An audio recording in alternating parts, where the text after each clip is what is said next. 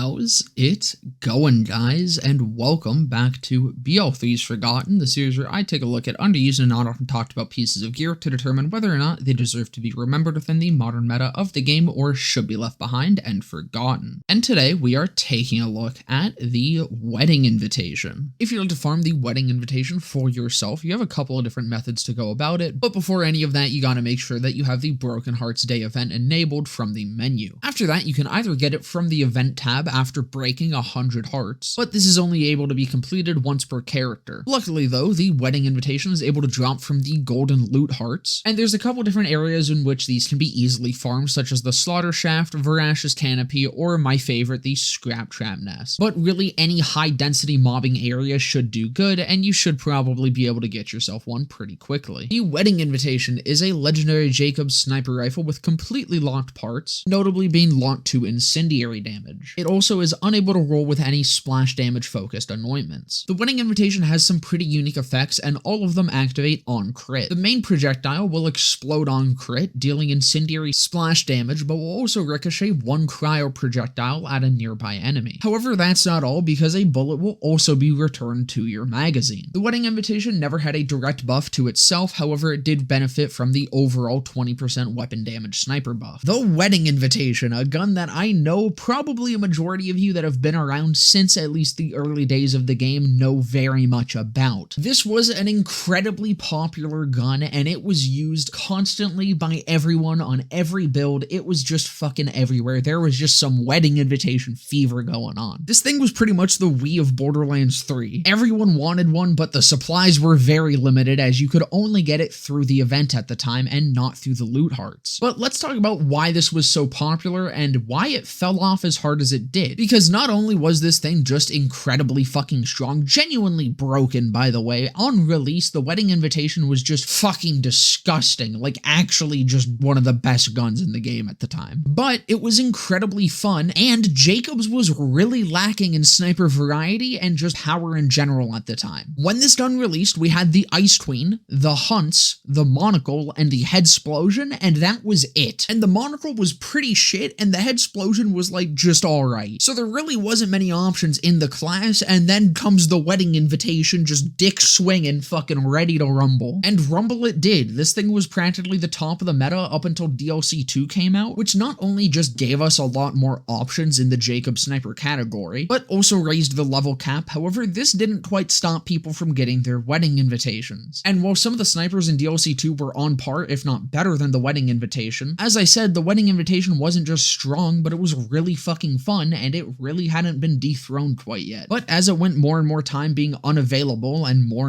level caps happened, it did start to slowly fall off. However, of course, people still got them through save editors and trading and all that. But I think the real big hit to the Wedding Invitation was Mayhem 2.0, and not for the reason that it was for a lot of other guns. It wasn't that this gun got left in the dust with how the scaling worked, it was that a lot of other Jakob snipers not only released, however started to receive a lot more buffs to bring them up to the Mayhem 2.0 standard. And in the modern day, we have a lot more variety than we did when the Wedding Invitation released in potential meta weapons for this class. And with the Wedding Invitation just having a far lower base damage on the card, even after it finally returned and was able to finally be gotten legitimately again, and made to be able to be farmed repeatedly, I just think it was still unable to regain the popularity it once had because of how many other options it was competing with, and how many of them had substantially higher base damages. But where does this leave the Wedding Invitation in the modern day? Well, simply put, it fucking slaps, man. This thing's fun as fuck. Holy shit. If it's been a minute since you've used a Wedding Invitation, I highly recommend you go get one and fuck around with it, because oh my god, this thing fucking hits. It's no longer the absolute menace of a fucking broken mess that it used to be, but it is absolutely serviceable and definitely top tier within fucking sniper rifles. The biggest problem that it does have is that it isn't as plug and play as it used to be. You can't just throw this onto a build and expect to be getting those dirty, nasty little one taps. However, that's kind of the case with most snipers nowadays. You do more so have to actually build properly for them. But with that being said, while you're not going to be getting one shots with the Wedding Invitation when thrown onto a suboptimal build for it, I think it is far easier to throw onto a random build and make work simply because of that ammo return and that it has a decently high fire rate. Pretty much any build I threw this on was able to double or triple tap enemies in a very quick amount of time, all while not wasting any ammo because you have that 100% fucking crit return on a sniper rifle, which with how fucking limited your sniper ammo is genuinely still fucking disgusting and probably one of the best parts of this gun. But let me just lay out the rest of what happens with the wedding invitation. It has a low base damage. However, you can scale it far harder than any other Jakob's weapon because not only does it get splash boosts, it gets incendiary boosts, it gets cryo damage boosts, and because it gets both of them, it's also very benefited from just overall elemental damage boosts. No other Jakob sniper can benefit from all of those at the same time. The Headsplosion gets splash, but not elemental. The Ice Queen,